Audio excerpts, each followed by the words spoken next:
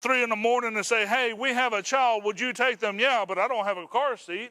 Hey, Temple Baptist Church, I have some needs. Do you have a way to meet it? Oh, yeah. We got car seats here. We got diapers here. We got formula here. And here's the beautiful part. Here's another contact for the church. And you've already loved on them and shown them that you cared about them.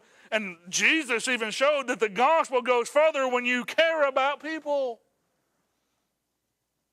Hey, you don't have to foster or adopt to do that. Y'all do meal trains for people that have babies? Y'all ever done that? Somebody gets pregnant, they go to have a baby, and the church rallies around and brings casseroles and food and help, because we know those first few days at home is kind of hectic, right? You're trying to, especially when it's your first baby, you don't know what you're doing and you ain't slept in a week. What if the church rallied around foster families? You say, I can't foster adopt, preacher. What if somebody in your church did and you just rallied around them and took them food? You kind of adopted that family, so to speak. You mowed their yard. You found out they needed something else around their house, and you took care of that. And the church family kind of adopted that family to where it's not so overwhelming for them. What about this?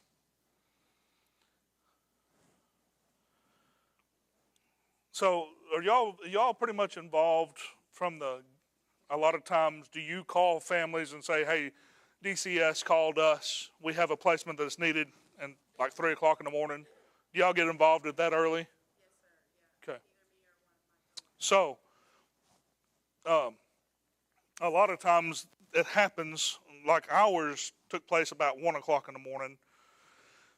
It started at 5 in the afternoon, but by the time they went through all the red tape and all of this, they made the phone call to us about 1 in the morning, or 12 at night or something. And so it just took a little while. A lot of times when they pull these children, first of all, a lot of times the kids have little to nothing to their name anyway. And most of the time they throw their stuff in garbage bags, what little bit they have. Man, that's full of dignity, right? That's full of, I want to track through town with stuff in a garbage bag while I just went through the worst day of my life. My wife, along with the foster closet, started a backpack and suitcase ministry. I'm sure y'all could use a lot of these too, where she gathered up people who would donate backpacks. She went to the Dollar Tree and they were like $1. She bought like 30 of them.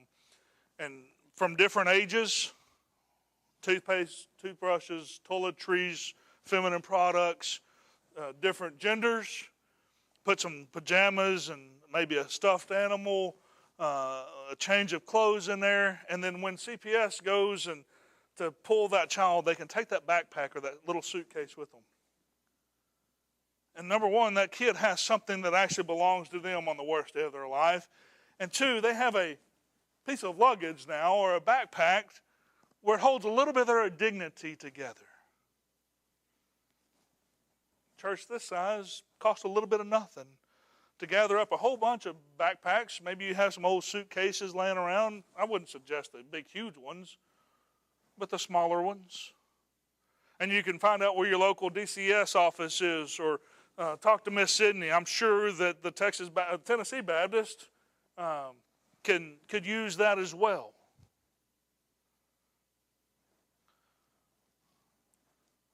Y'all have CASA? We call it CASA in Texas. Is that what y'all call it here? Here's another thing I just recently added to my list, is become a CASA worker.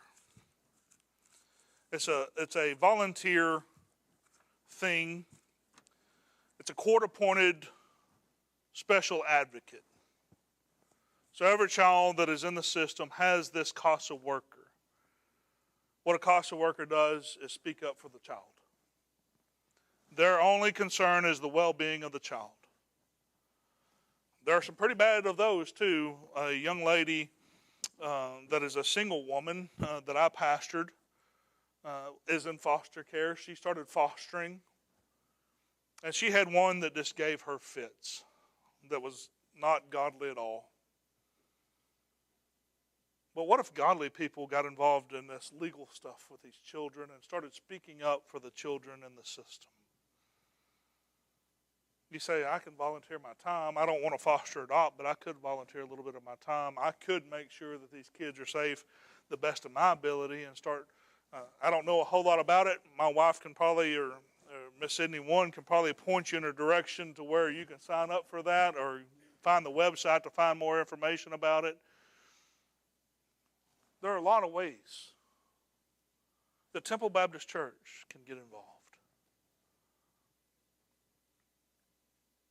Because, church, I know I gave you a whole bunch of information in just a few minutes. But my biggest heart and my biggest desire is for us to see that God wants us to do something. For far too long, the reason I'm doing this, the reason God has said, hey, y'all leave us home for a month and go do this, is because for far too long, the local church has done nothing. I can boldly say that about Central Texas. The local church has done nothing to impact the CPS system. Nothing.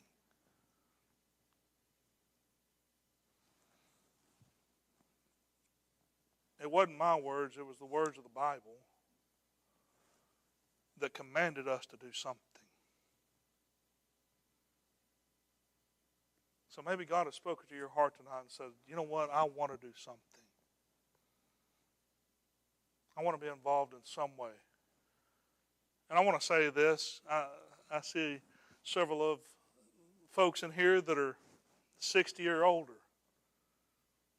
There are ways that you can be involved. Don't just write it off saying, you know what, I'm past my prime. We done this at a church Sunday, and a lady was probably 70 years old, walked by me, and she goes, you think I'm too old to foster?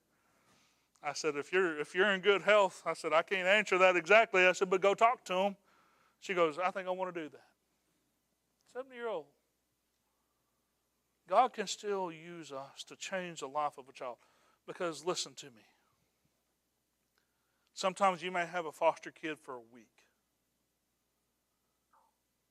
Instead of us being scared that we might get attached, what if we reach them for Christ? Because who knows, the next foster home may be hell. They may get sent back to mom and dad where it's hell all over again. But if we give them the gospel that changes their life.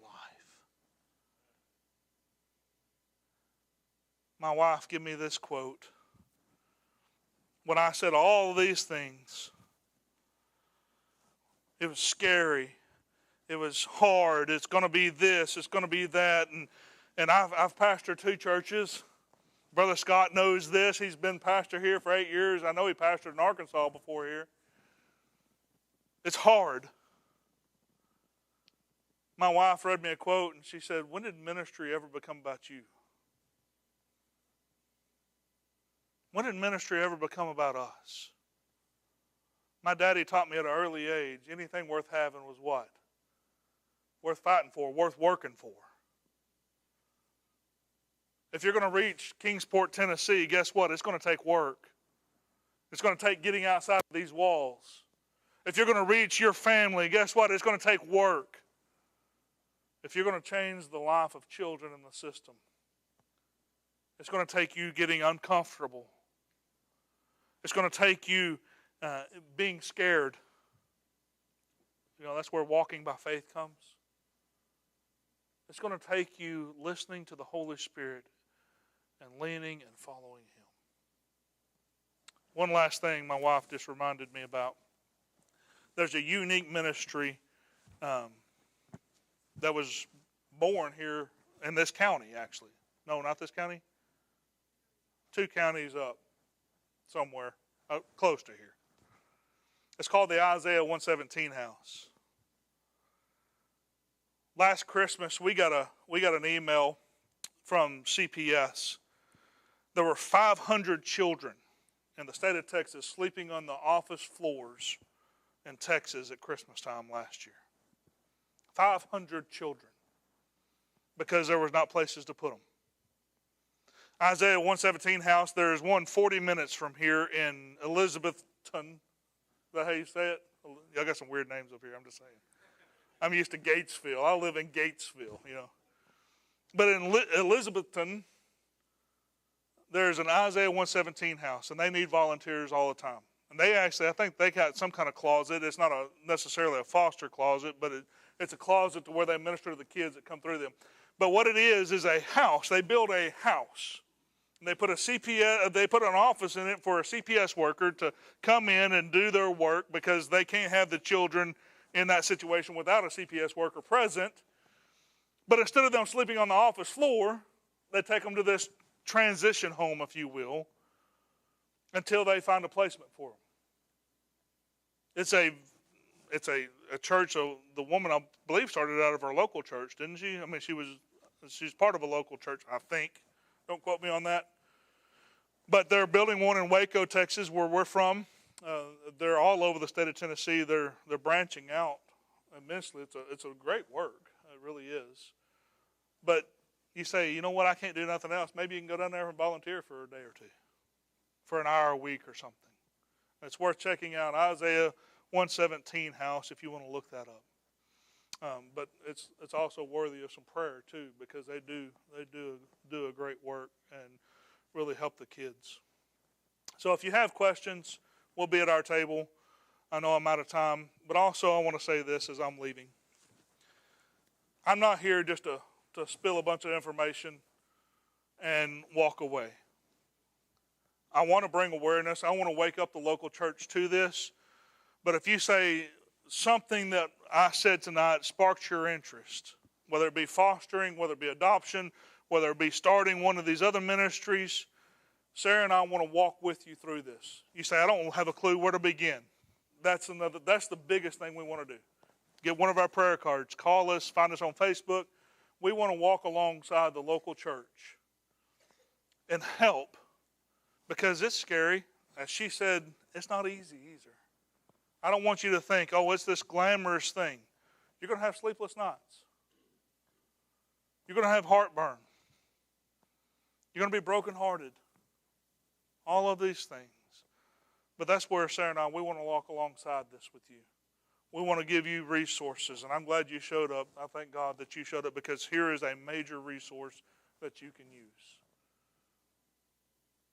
Because if we do this together, what if? You ever thought about this?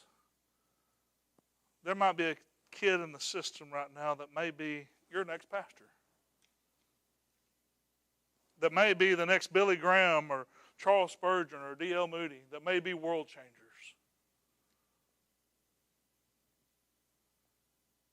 Only if a man or woman of God got them and started molding them with this.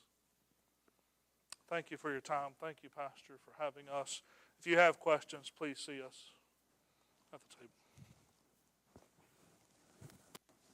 Well, I appreciate you, Brother Floyd, more than you'll ever know. He's given us a lot to think about. And, you know, we already have a clothes closet, food pantry, and I think it'd be worthwhile to looking into that. Those ladies and men that are involved in that, and reaching it more towards a foster closet and having stuff available there. But tonight, we're going to have a short time of invitation. I don't know what the Lord spoke to your heart about, but maybe you just want to pray about, Lord, what can I do to get involved? What do you want me to do? What is my role?